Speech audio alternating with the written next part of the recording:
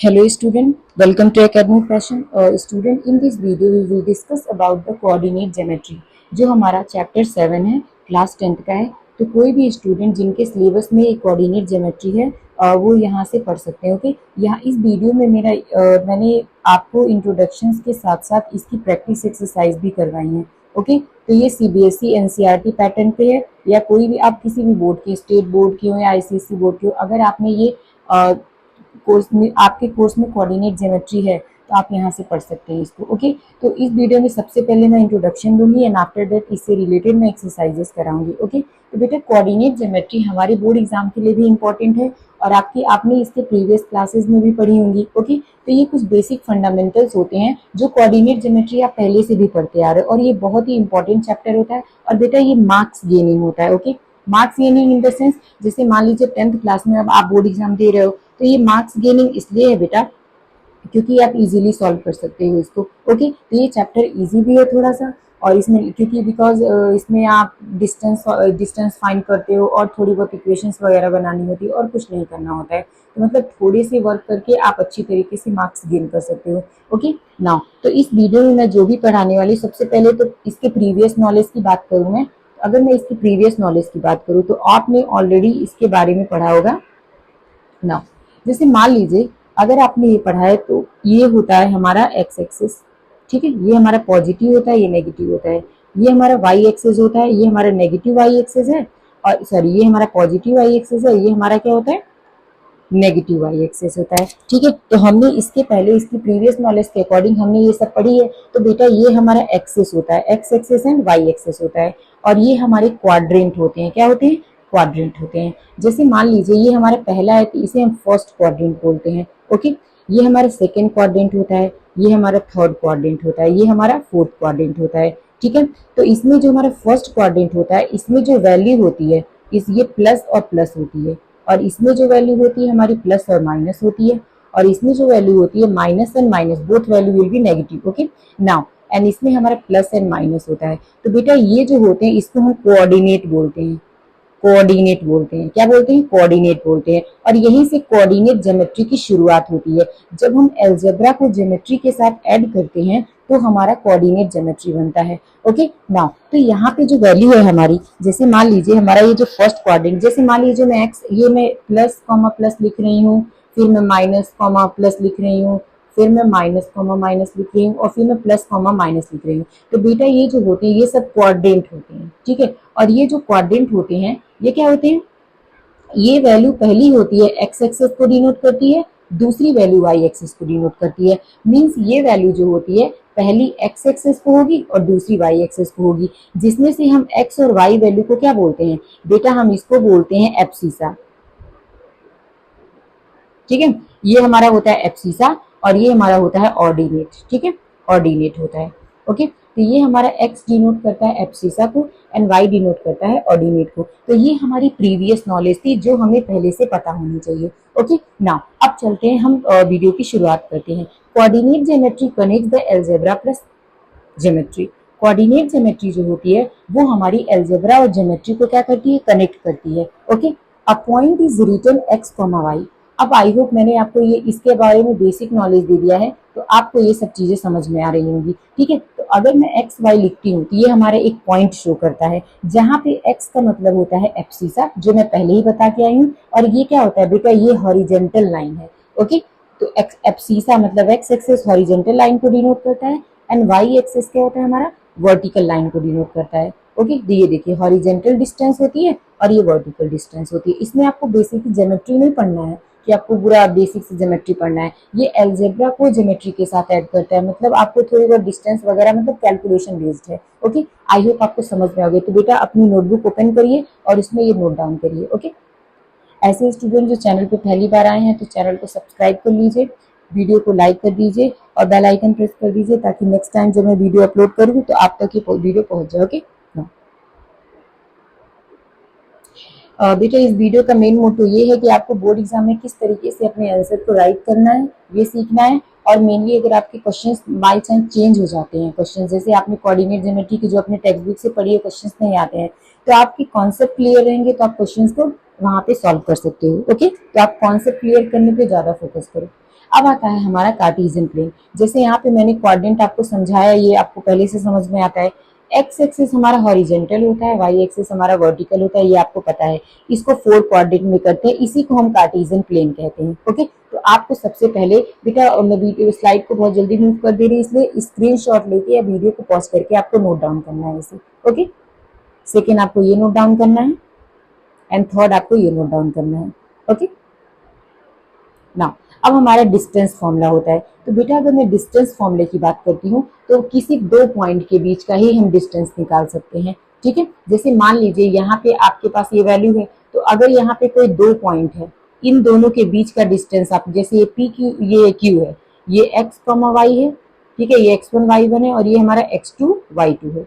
Okay, ये हमारा x two y to है। तो हम इन दोनों के बीच की डिस्टेंस निकालते हैं और कुछ नहीं है।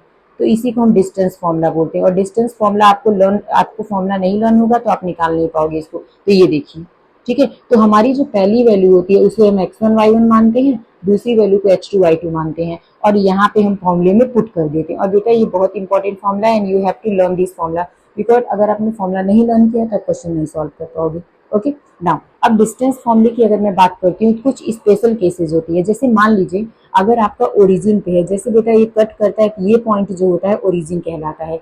तो अगर कोई चीज ओरिजिन पे है और यहाँ पे है, तो अगर इन दोनों के बीच का डिस्टेंस निकालना है तो उसके लिए फॉर्मूला ये होता है। ओके, ये स्पेशल केसेस कही जाती हैं कि ओरिजिन पे अगर आपको निकालना है डिस्टेंस, तो आपके डिस्टेंस का formula under root x square plus y square होता है। ओके, अगर एक्स एक्सिस पे है वैल्यू तो mod of x two minus x one होगा, और अगर वाई एक्सिस पे वैल्यू है तो mod of y two minus y one होगा। ओके, तो बेटा वीडियो को पॉज करके इसे नोट डाउन कर लीजिए या बैक करके भी नोट डाउन कर सकते हैं।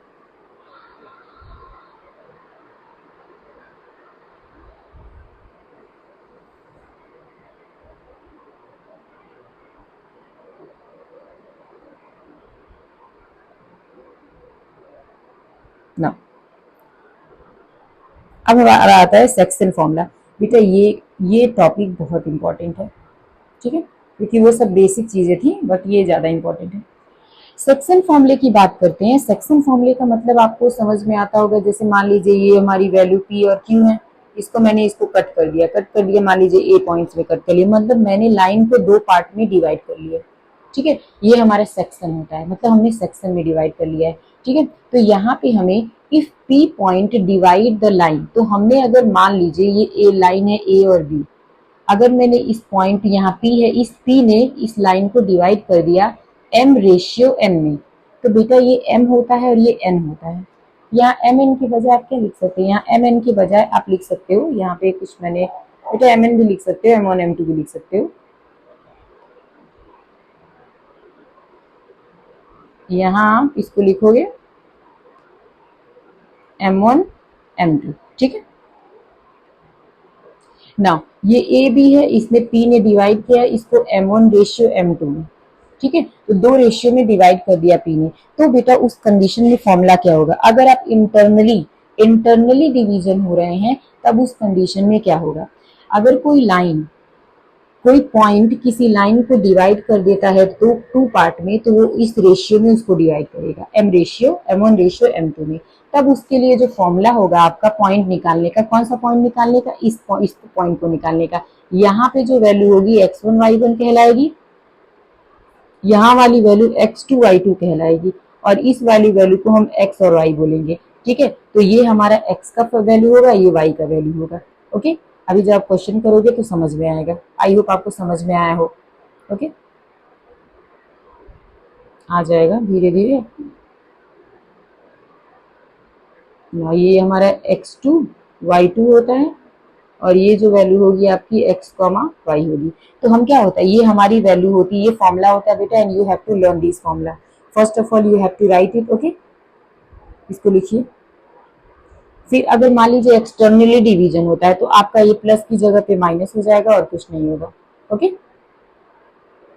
तो use to find the coordinate using the line signal. Okay, division और लाइन सिग्नल। तो बेटा एक वीडियो को पॉज करके इसे नोट डाउन कर लीजिए, दोनों फॉर्मूले आपको लर्न करनी है। फर्स्ट इसके पहले मैंने डिस्टेंस फॉर्मूले बताए थे, उसे लर्न करना है, फिर आपको ये लर्न करना है।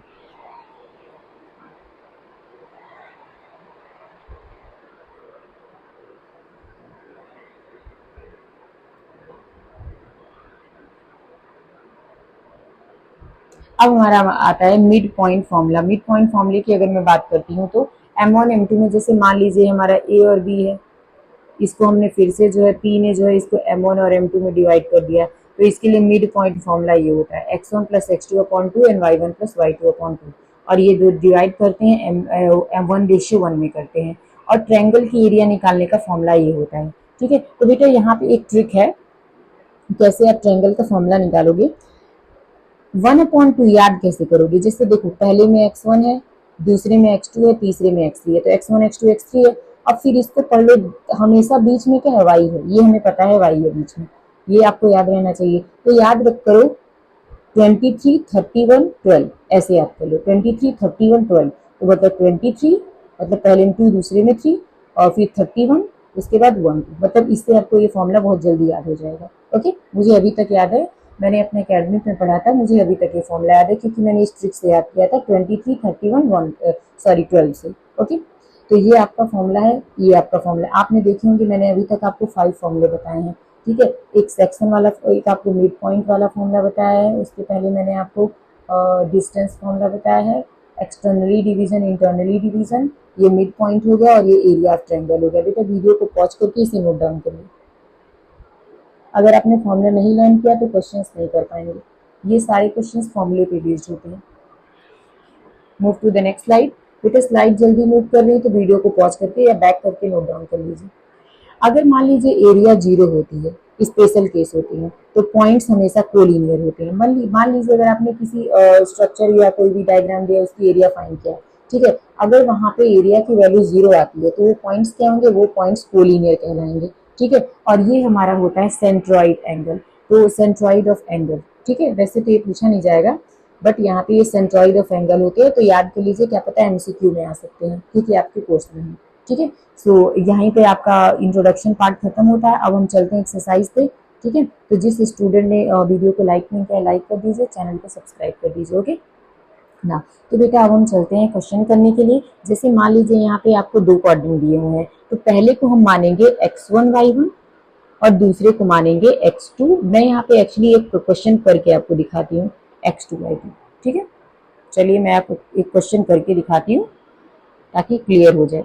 जैसे मान लीजिए we have 2,3 and the first question है आपका 4,1, और हमें क्या करना है, हमें इसके बीच का डिस्टेंस निकालना है। तो बीच डिस्टेंस का फॉर्मूला तो मैंने याद कर लिया, आपको भी याद करना है, x2 माइनस x1 का होल स्क्वायर और प्लस y2 माइनस y1 का होल स्क्वायर होता है।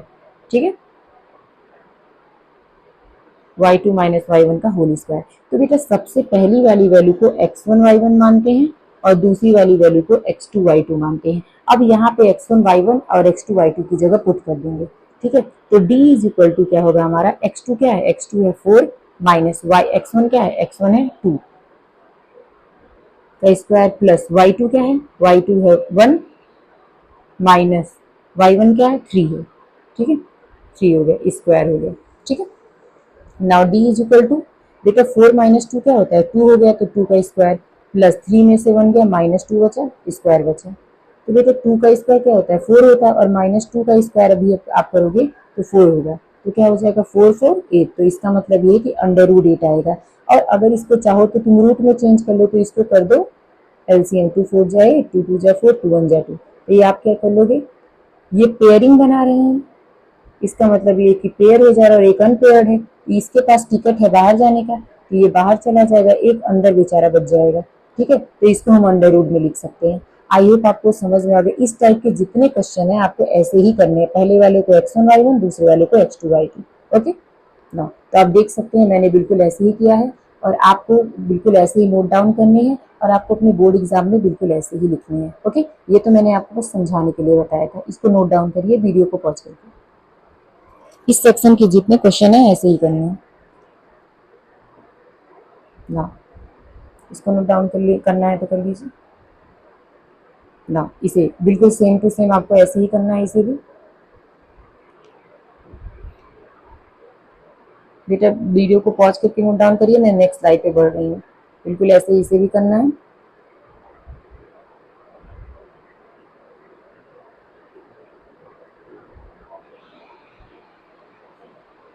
अब आता है हमारा find the distance between the point, मतलब इन दोनों के बीच का डिस्टेंस निकालना है। मतलब एक को x1 y1 मान लो और एक को x2 y2 मान लो। ठीक है, हम पहले पहला सेक्शन करते हैं। तो हमने इसको x1 y1 मान के x2 y2 मान करके इसका हमने डिस्टेंस निकाल लिया। क्या निकाल लिया? डिस्टेंस निकाल लिया। ठीक है बेटा, ये लर्न कर लेना कि 1 5, ये थोड़ा सा लर्न कर लेना कि 1521 जो होता है 39 का स्क्वायर होता है। इससे आपका टाइम बचेगा, ये लिख लेना।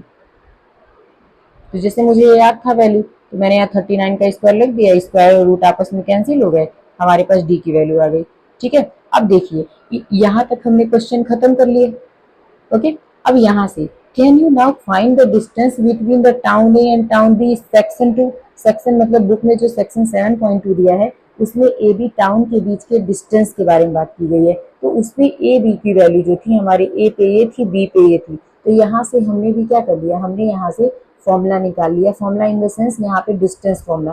बेटा अगर ये d is equal to under root, ये हमारा क्या होता है x2 माइनस x1 का whole square plus y2 minus y1 का होल स्क्वायर होता है। तो हमें पता है अगर स्क्वायर रूट दूसरी तरफ जाता है तो स्क्वायर बन जाता है। क्या बन जाता है? स्क्वायर बन जाता है। ठीक है, तो ये हो जाएगा डी स्क्वायर। तो डी स्क्वायर के बाद क्या हो जाएगा, उधर से स्क्वायर नहीं लगेगा, उधर होगा x2 माइनस x1 का होल स्क्वायर और प्लस y2 माइनस y1 का होल स्क्वायर। ठीक है, होल स्क्वायर। तो यही चीज यहाँ पे लिखी गई है, क्या है, ए बी का स्क्वायर लिखा गया है। ठीक है, और ये हमारा x1 y1 x2 y2 का होल स्क्वायर लिखा गया है। तो हमने यहाँ पे ये हमने सेक्शन 7.2 से लिया है। तो हमारे पास आई ए बी स्क्वायर की वैल्यू 4 आई। तो distance between the town A and B क्या आ रहा है, टाउन ए एंड बी हमारा 4 आ रहा है, मतलब आप 2 समझ सकते हो। और इसके पहले वाला क्या आ रहा है, 39 आ रहा है। ठीक है, तो पहले ये नोट डाउन करिए, फिर ये नोट डाउन करिए, वीडियो को पॉज करके।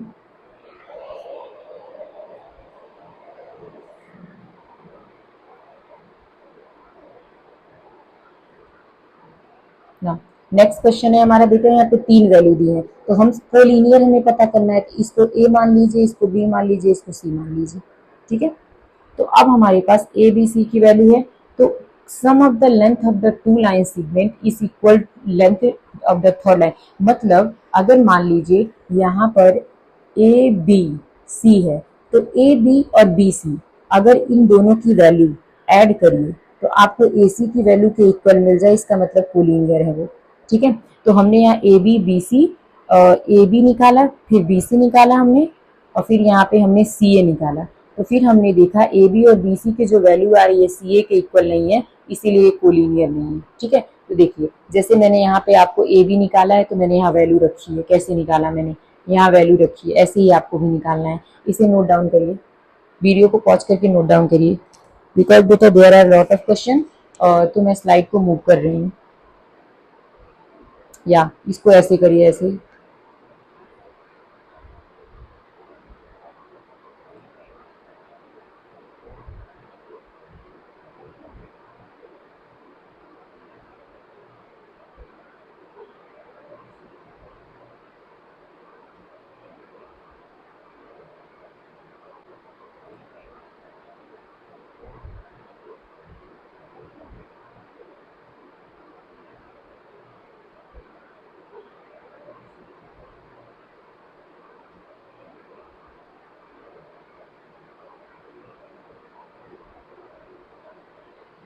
नेक्स्ट क्वेश्चन भी आपको सेम एज ऐसे ही करने हैं। यहाँ पे भी 3 पॉइंट्स हैं आपके पास, जो ये 3 पॉइंट्स हैं इसमें आपको क्या करना है, इसमें आपको करना है vertices of the isosceles triangle है। बेटा आपको पता होना चाहिए आइसोसेलेस ट्रायंगल जो होता है उसमें 2 साइड इक्वल होती हैं।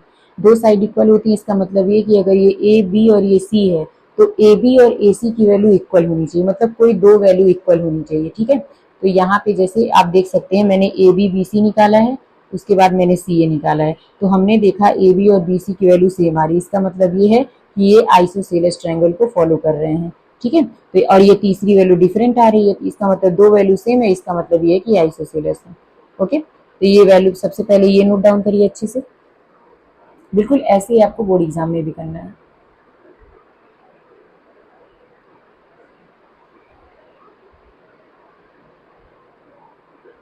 ना। ये बाद में नोट डाउन करना है उसके बाद।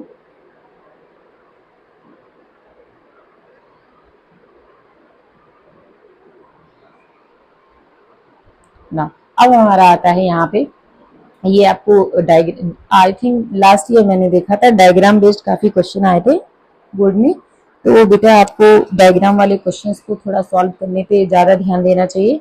यहाँ पे लिखा हुआ है कि एक क्लासरूम है जिसमें 4 फ्रेंड्स सीट मतलब सीट पे बैठे हुए हैं, जैसा कि फिगर में दिख रहा है। एक चंपा और चमेली जो है वॉक करती हैं क्लास में, एंड वो ऑब्जर्व करती हैं कुछ टाइम के बाद।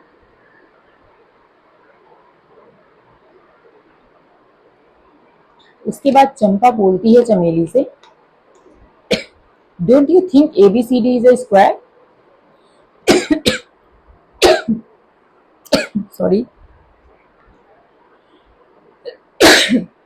वो कहती है, चंपा बोलती है चमेली से, क्या तुम्हें नहीं लगता कि ये जो एबीसीडी ये 4 पर्सन बैठे हैं ये स्क्वायर में बैठे हैं? तो चमेली कहती है, ऐसा मुझे तो नहीं लगता। फिर ये दोनों मिलकर के डिस्टेंस फॉर्मूले का यूज करती हैं। तो बेटा स्क्वायर में क्या होते हैं, स्क्वायर में ऑल साइड्स आर इक्वल होते हैं। अगर इन्होंने A B C D 4 person की, अगर ए बी के बीच का डिस्टेंस, बी सी के बीच का डिस्टेंस, सी डी के बीच का डिस्टेंस और डी ए के बीच का डिस्टेंस अगर इक्वल आ जाते हैं, इसका मतलब ये है कि ये कौन सही थी, चंपा सही थी कि ये स्क्वायर में बैठे हुए हैं। ठीक है, तो चलिए अब डिस्टेंस फॉर्मूला से हम निकालते हैं। ठीक है, हमारे पास चारों पॉइंट दे रखे हैं और निकालते हैं।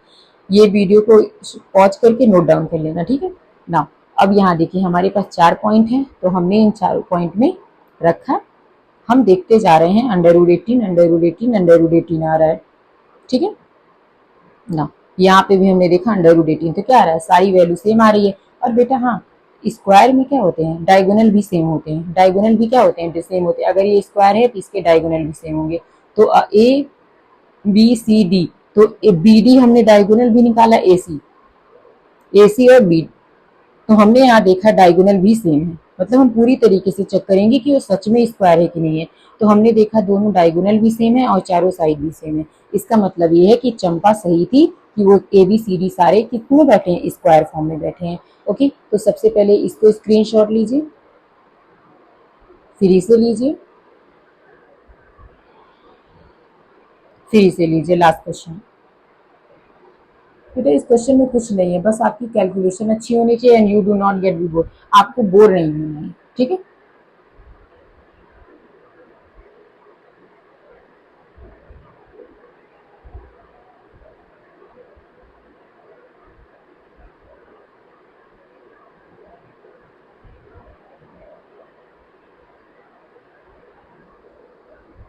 Now name the type of the quadrilateral. Quadrilateral की हम बात कर रहे हैं। इन्होंने बोला है कि ये किस तरीके के क्वाड्रिलेटरल हैं चारों पॉइंट। तो हम सबसे पहले तो हमारे पास जो भी रखी हुई है, हमारे पास ये मान लीजिए कोई ये हमारा क्वाड्रिलेटरल होगा, इसके A B C D 4 vertex हैं। चारों वर्टेक्स पे हम चेक करने की कोशिश करेंगे कौन सी चीज किसके इक्वल है। ये अंडर रूट 8 आ रहा है, ये भी अंडर रूट 8 आ रहा है, ये भी अंडर रूट 8 आ रहा है, लेकिन ये भी अंडर रूट 8 आ रहा है। पहली बात तो ये कि हमें ये पता चल गया कि ये जो स्क्वायर है, क्यों है, क्योंकि इनके डायगोनल भी सेम आ रहे हैं। ठीक है, तो हम यहाँ पे बोल सकते हैं कि ये जो है क्या होंगे, वर्टिसेस होंगे स्क्वायर के, क्योंकि स्क्वायर जो होता है एक ऐसा क्वाड्रिलेटरल होता है जिसमें उसके चारों वर्टिसेस, जो चारों साइड्स होती हैं वो सेम होती हैं और दोनों डायगोनल भी सेम होते हैं। ओके,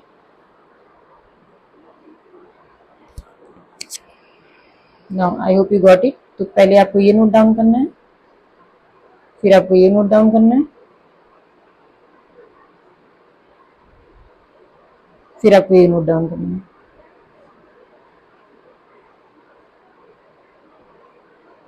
ना बिल्कुल सेम तरीके से ये क्वेश्चन भी करने हैं आपको। यहाँ पे चारों डिफरेंट हैं, तो we can not say that it is a quadrilateral, ये क्वाड्रिलेटरल नहीं बनाएंगे।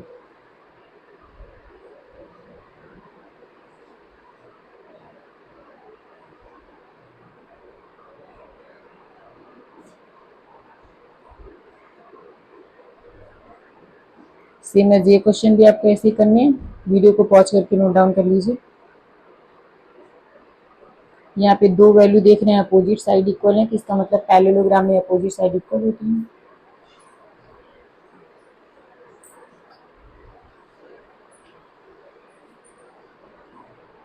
इसे नोट डाउन बेटा, पैरेललोग्राम में अपोजिट साइड इक्वल होती हैं, इसीलिए देख रहे हैं दो साइड आपस में इक्वल है, तो इसलिए क्या बनाएंगे, पैरेललोग्राम बनाएंगे।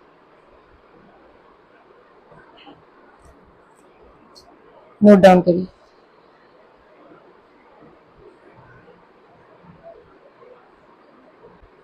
अभी हमारा नेक्स्ट क्वेश्चन है, बेटा अगर एक्स एक्सिस पे कोई वैल्यू होती है तो वाई की वैल्यू क्या होती है, जीरो होती है। ये बात याद रखना, अगर कोई वैल्यू एक्स एक्सिस पे है तो वाई की वैल्यू जीरो होती है, अगर कोई वैल्यू वाई एक्सिस पे है तो एक्स की वैल्यू जीरो होती है। तो अगर एक्स एक्सिस पे है तो वाई की वैल्यू जीरो होगी, तो कोऑर्डिनेट ए होंगे और बी हमें ये दिया हुआ है और ये सी है।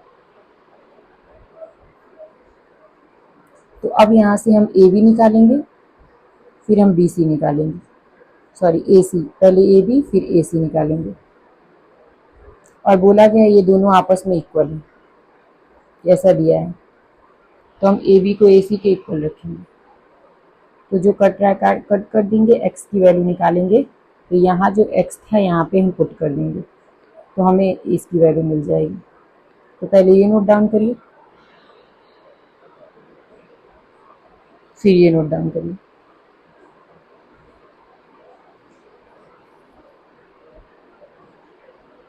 ना। अब चलते हैं नेक्स्ट क्वेश्चन पे, find the value of Y.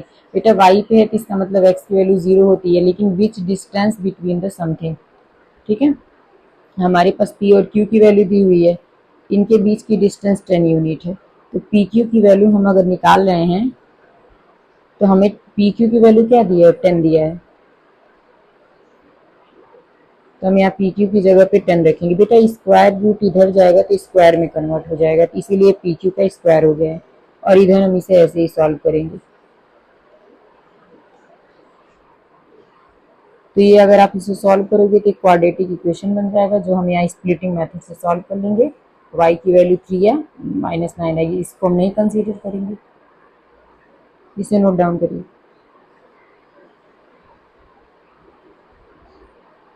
ना।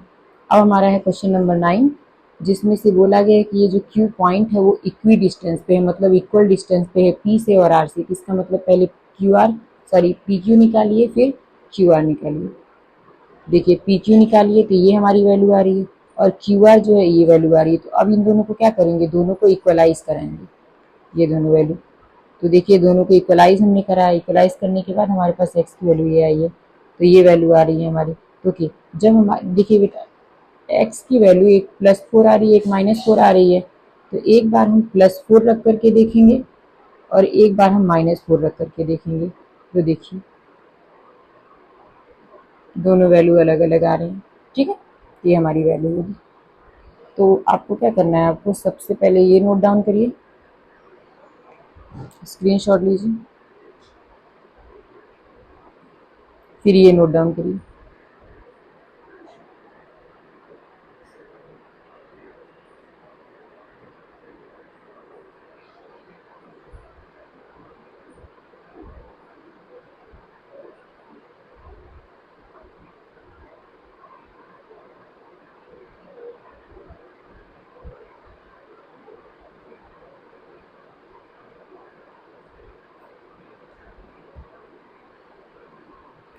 और हमारा क्वेश्चन नंबर 10 है, बोला गया find the relation between x and y, के बीच का रिलेशन बताइए। एक एक्स और वाई है जो इक्वी डिस्टेंस पे, एक बार इससे निकालिए एक बार इससे निकालिए। देखिए एक बार इसको इससे करिए, एक बार इसको इससे करिए, और दोनों क्या इक्वी डिस्टेंस में है, मतलब दोनों वैल्यू आपस में इक्वल है। ये देखिए जो कट जा रहा है काट दिया, और ये हमारी वैल्यू एक्स और वाई के बीच का रिलेशन है, इसे नोट डाउन करिए।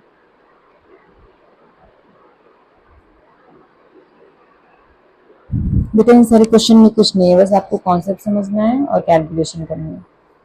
जिन भी स्टूडेंट वीडियो को लाइक नहीं किया लाइक कर दीजिए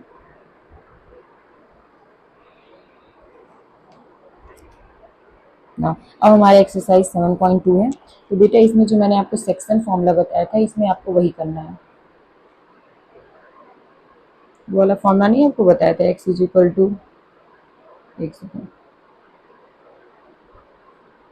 बेटा, ये वाला फॉर्मूला बताया था, x equal to m1 x2 plus m2 x1 upon m1 plus m2 वाला, और y is equal to m1 y2 plus m2 y1 upon m1 plus m2 वाला। ये दो फॉर्मूले जो बताए थे यही फॉर्मूले यहाँ पे रखे हुए हैं, ठीक है। यहाँ पे रेशियो होगी m1 m2 का।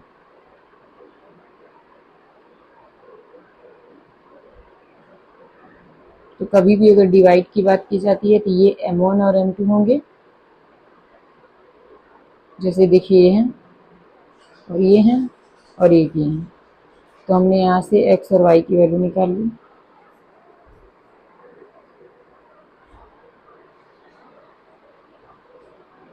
तो हमारे x और y की वैल्यू ये आ गई। नोट डाउन कर लीजिए, इस टाइप के सारे क्वेश्चन ऐसे ही करेंगे।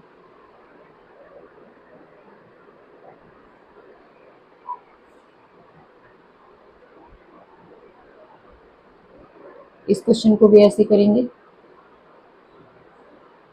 Find the coordinate of the point of the trisection. Trisection देख रहे हैं, एक ये पार्ट है, एक ये पार्ट है, एक ये पार्ट है, मतलब इस लाइन को 3 पार्ट में डिवाइड कर दिया गया है।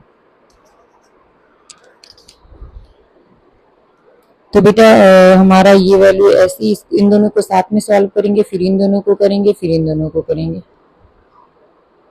जैसे यहाँ पे देखा है ना, p को डिवाइड करता है 1:2 में, ये 1:2 है, उसके बाद 2:1 हम ऐसे ले सकते हैं। तो इस कंडीशन में हम इसको m1 और m2 कंसीडर करेंगे।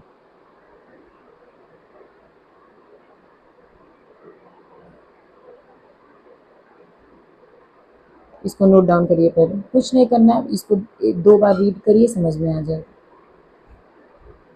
ना, फिर आपको ये करना है।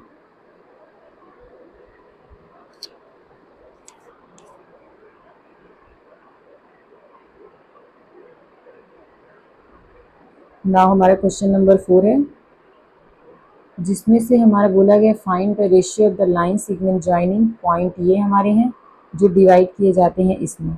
ठीक है, तो अब हमारा के रेशियो में हमने मान लिया कि मान लीजिए वो पॉइंट जो है के रेशियो 1 में डिवाइड करें। मतलब मान लीजिए अगर हमारा ये पी और क्यू है, तो अगर यहाँ पे कोई कोई सपोज करिए लाइन ए है, तो ये के रेशियो 1 में इसको डिवाइड करें, हमने ऐसा मान लिया, तो इसीलिए हमने इस वैल्यू को रख दिया है। और इसमें इस बार डिवीजन वाली वैल्यू दे दी है, इसकी वैल्यू इसमें दी रखी है, इसमें से एक वैल्यू मिसिंग है। इसे नोट डाउन कर लीजिए, बिल्कुल as it is note down करिए। बेटा क्वेश्चंस को एक बार जब तक हम जैसे मान लीजिए सामने वाला कोई मेंटर आपको समझा रहा है क्वेश्चन, ठीक है, जब तक क्वेश्चंस को आप खुद नहीं करते हो तब तक आपको पता नहीं चलता है उसका डिफिकल्टी लेवल या आपको इसमें क्या दिक्कत हो रही है। ठीक है, जैसे मैं यहाँ पे एक्सप्लेन कर रही हूँ तो आपको इजीली समझ में आ रहा होगा ये चीज़ ऐसे हो रही है, मल्टीप्लाई या डिवाइड ऐसे हो रहा है, फॉर्मूले लगाने हैं, सॉल्व हो जाएगा। बट बेटा जब तक आप क्वेश्चंस को खुद नहीं अपने सॉल्व करोगे तब तक आपको नहीं समझ में आएगा। ओके, ये आप मेरे फ्रेम में रह करके सीख रहे हो, या किसी जब भी हम कोई क्वेश्चन समझते हैं, कोई टीचर हमें एक्सप्लेन कर रहा होता है, अदरवाइज ब्लैक बोर्ड पे आप ऑनलाइन क्लासेस पढ़ रहे हो, तो आप टीचर के फ्रेम में रह के पढ़ रहे हो, अपने फ्रेम में नहीं बैठे हो। ओके, तो आप जब तक अपने फ्रेम में नहीं रह करके आप पढ़ोगे, क्वेश्चंस को सॉल्व करोगे, आपका कॉन्सेप्ट नहीं क्लियर होगा। Okay, so I would like to suggest कि आप फर्स्ट ऑफ ऑल आपको खुद क्वेश्चंस को सॉल्व करना चाहिए। पहले आप कॉन्सेप्ट देखिए बेसिक, फिर 1-2 क्वेश्चंस देखिए, उसके बाद प्रैक्टिस के तौर पे आप पहले क्वेश्चन सॉल्व करिए एंड आफ्टर दैट आप इसमें देखिए और उसे नोट डाउन करिए। ओके, ना क्वेश्चन नंबर 5 है बेटा, ये जो वैल्यू मैंने रखी हुई है ये सब क्या है, ये सब वैल्यू वही है m1 x2 plus m2 x1, मैंने डायरेक्ट कर दिया है बिकॉज ये बहुत ज़्यादा टाइम ले रहा था। और ये हमारा m1 हमारा क्या था, m1 y2 plus m2 y1 upon m1 plus m2 था। ठीक है बेटा, तो ये वही सब वैल्यू है, ये जो वैल्यू रखी है वही है। ओके, इसको मैं रब कर देती हूँ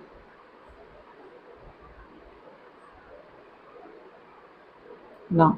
तो यहाँ पे जो हमारी 2 वैल्यू दी हुई थी उसको मैंने मान लिया कि जब भी आपको रेशियो को मानना हो कि इसको इसमें उसने कर दिया है कि मतलब 2 पार्ट में डिवाइड कर दिया, तो उसको के रेशियो 1 सपोज कर लिया करो। Find the ratio in which the line segment joining the a equal to something and a b equal to something is divided by the x axis. Sorry, ये x एक्सिस को divide कर रहा है, यहाँ पे एक्स एक्सिस को divide कर रही है ये वैल्यू। ठीक है, तो यहाँ पे ये जो वैल्यू होगी हमारी, तो हमने मान लिया कि मान लीजिए के रेशियो 1 में कर रही है, तो ये m1 की वैल्यू है, ये m2 की वैल्यू है। यहाँ पे आप इसे मान लीजिए, इसे अपने x2 मान लिया, इसको x1 मान लिया, सॉरी इसे आपने x2 y2 मान लिया, ये आपने x1 y1 मान लिया। अब इस वैल्यू को जो फॉर्मूला आपको मैंने लर्न करवाया उसमें रखिए, सॉल्व करिए, आपको ये वैल्यू मिल जाएगी। ठीक है, तो ये वैल्यू आपको मिल गई। तो ये वैल्यू y कोऑर्डिनेट पे x एक्सिस की वैल्यू क्या होती है, 0 होती है। तो जब y कोऑर्डिनेट में x एक्सिस की वैल्यू 0 होती है तो बेटा ये वाला कोऑर्डिनेट x होता है, ये वाला कोऑर्डिनेट y होता है।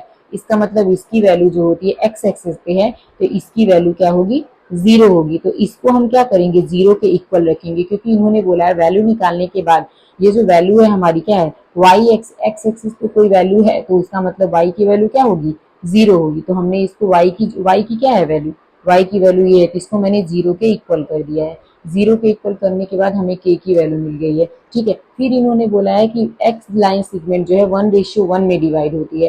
तो जो बेटा जब 1:1 में डिवाइड होती है, इसका मतलब ये है कि 1:m1 हो गया, ठीक है। तो जहाँ पे यहाँ के था, सब जगह के की जगह पे हम 1 रख देंगे, तो हमें मिल जाएगा फाइनल पॉइंट, ठीक है। आई होप आपको समझ में आ गया होगा। तो सबसे पहले ये नोट डाउन करिए अच्छे से बेटा। अगर कोई क्वेश्चन आपको नहीं समझ में आता है तो वीडियो को बैक करिए, दोबारा समझिए, नहीं समझ में आता है क्वेश्चंस को फिर से खुद से प्रैक्टिस करिए, समझ में आ जाएगा। ओके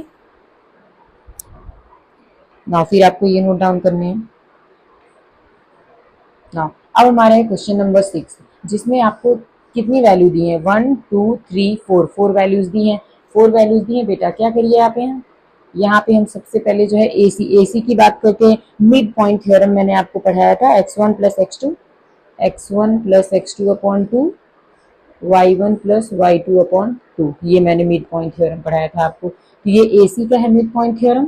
एसी का है बेटा, हम क्या करेंगे, जैसे मान लीजिए मुझे एसी निकालना है, इस कंडीशन में मैं इसे x1 y1 मानूंगी, इसे x2 y2 मानूंगी, ठीक है। तो इसमें वैल्यू को पुट करूंगी और वैल्यू को पुट करने के बाद मुझे ये वैल्यू मिल जाएगी, ठीक है।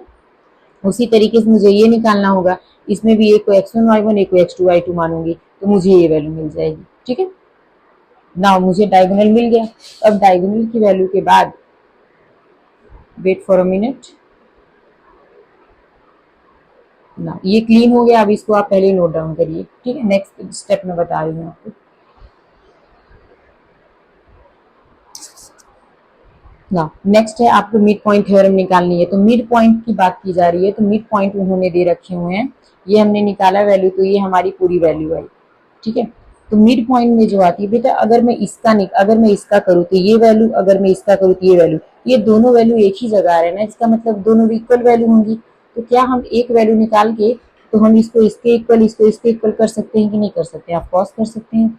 तो हमने इसकी वैल्यू को ऐसे ही कर दिया, ठीक है, क्योंकि दोनों कोइंसाइड कर रही हैं। कोइंसाइड करने के बाद हमने क्या निकाला, हमने बीच वाली वैल्यू निकाल ली कि x की वैल्यू 6 और y की वैल्यू 3 है। ओके, तो पहले सबसे पहले ये नोट डाउन करिए,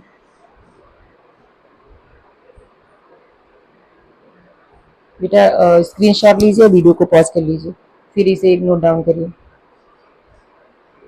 ना। क्वेश्चन नंबर 7 है हमारा। क्वेश्चन नंबर 7 में भी हमें ए बी की वैल्यू दे रखी है और बी की वैल्यू दे रखी है, ठीक है।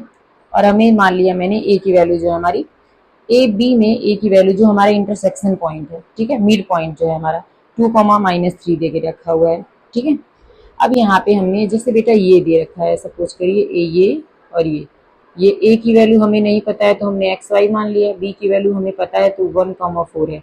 बेटा बीच की वैल्यू हमें दे रखी है, क्या दे रखी है, ये वैल्यू दे रखी है, ठीक है। समझ में आई बात, ये आपको ए बी के बीच की वैल्यू जो मिड है, मिड पॉइंट दिया है ना, तो मिड पॉइंट की ये वैल्यू है। तो मिड पॉइंट की वैल्यू जो होती है ये कैपिटल एक्स वाली वैल्यू होती है, जो हम क्या करते हैं x1 प्लस y1 अपॉन 2 और फिर ये y होती है x2 प्लस y2 अपॉन 2। तो ये x और y जो होती है ये वाली वैल्यू दे रखी है, ठीक है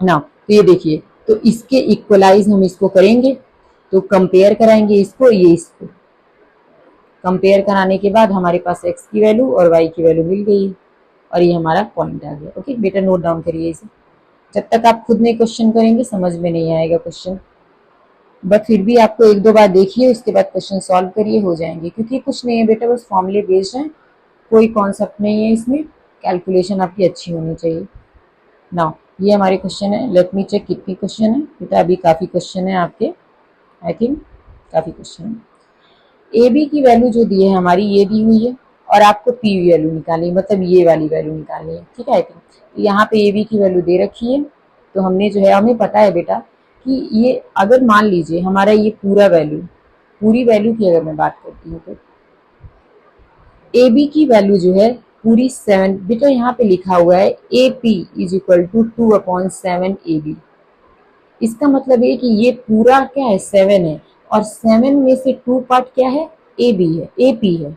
अगर ए पी जो है 7 में से 2 पार्ट है तो बचा हुआ पार्ट कितना होगा, 5 होगा, क्योंकि होल पार्ट हमेशा नीचे रहता है।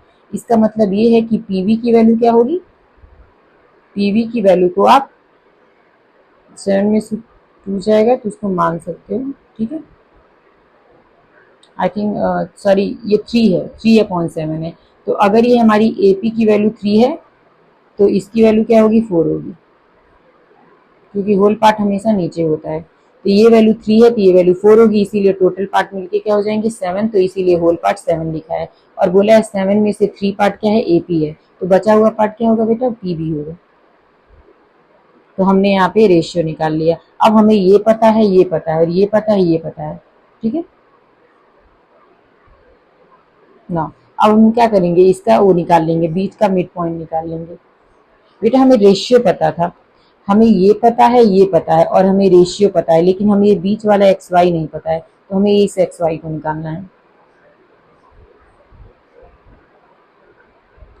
ठीक है, देखिए अब हमने क्या रखा है, वही m1 x2 plus m2 x1 upon m1 plus m2 y1 plus m2 y1 m2 y1 plus m1 y2 upon m1 plus m2 है। ओके, यही फॉर्मूला यहाँ पे लगाया गया तो वैल्यू आ गई। ओके, तो बेटा फॉर्मूले आपके टिप पे होने चाहिए कि आपको आते हैं, तो पहले ये नोट डाउन करिए वीडियो को पॉज करके, और फिर ये नोट डाउन करिए ना। अब हम चलते हैं क्वेश्चन नंबर 9 पे। ये हमारा बेटा क्या है, 1 2 3 4 4 पार्ट में डिवाइड है, ठीक है, 4 पार्ट में डिवाइड है। तो इन्होंने बोला है कि 1:3 तो हम यहाँ पे बोल सकते हैं it can be observe that, हम ये ऑब्जर्व कर सकते हैं कि क्या होगा, अगर ये 1 है तो ये पार्ट कितने होंगे, 3 हैं, ठीक है, ये हो गया हमारा। उसके बाद हम अगर मैं बात करती इसकी, तो ये 1 पार्ट है तो ये पूरे 3 पार्ट होंगे, ये हमारा 4 पार्ट हो गया। और बीच वाले की अगर मैं बात करती तो ये 1:1 में हो जाएंगे, ठीक है। यहाँ पे हम सबसे पहले एक्स वाई का निकालेंगे, एक्स का सॉरी ये एक्स वाई का निकालेंगे, फिर हम यहाँ वाई का निकालेंगे, फिर यहाँ जेड का निकालेंगे बेटा, और हर बार हम इस वैल्यू को लेके निकालेंगे। और ये आपके पास 3 पार्ट हैं, तो ये क्या होंगे, जब आप पहला वाला निकालोगे तो आप इसको कंसीडर करोगे, इस कंडीशन में ये m1 m2 होगा, ठीक है। जब आप y वाला निकालोगे तो ये m1 m2 होगा, जब z वाला निकालोगे तो ये m1 m2 होगा, और ये बाकी x1 y1 x2 y2 रहेंगे। ओके, तो यहाँ पे x का, ये y का, एक z का, हमें तीनों कोऑर्डिनेट निकालने थे, कोऑर्डिनेट निकालने थे, निकाल लिए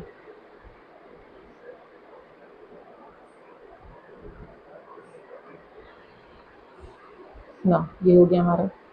अभी हमारा क्वेश्चन नंबर 10 है, जिसमें बेटा रोम्बस जो होता है, उसमें रोम्बस किससे मिलके बना होता है, रोम्बस जो होता है स्क्वायर से मिलके बनता है। तो रोम्बस में क्या होता है, रोम्बस में दोनों जो हमारे डायगोनल्स होते हैं एक दूसरे को 90 डिग्री पे इंटरसेक्ट करते हैं, और वो इक्वल भी थोड़े से होने। इधर देखिए यहाँ पे जो हमारे find the area of the rhombus, area rhombus की एरिया क्या फॉर्मूला क्या होता है, क्योंकि रोम्बस की एरिया का फॉर्मूला होता है 1/2 d1 इंटू d2, डायगोनल का मल्टीप्लीकेशन होता है। क्या होता है, डायगोनल का। तो आप डायगोनल निकालोगे, मान लीजिए आपके पास एक रोम्बस दिया हुआ है, ठीक है, ये तो आपका पैरेललोग्राम हो गया। जैसे मान लीजिए आपको एक रोम्बस दिया हुआ है, ये है हमारा, ठीक है, जिसमें से ए बी सी और डी। तो बेटा जो हमारा स्क्वायर होता है उसमें सारे साइड इक्वल होते हैं, और स्क्वायर से ही रोम्बस बनता है, तो रोम्बस में भी सारी साइड इक्वल होंगी। तो यहाँ पे हमारे पास ए बी सी डी की वैल्यू दी हुई है, ठीक है। तो हम इसकी हेल्प से क्या निकालेंगे, डायगोनल निकालेंगे।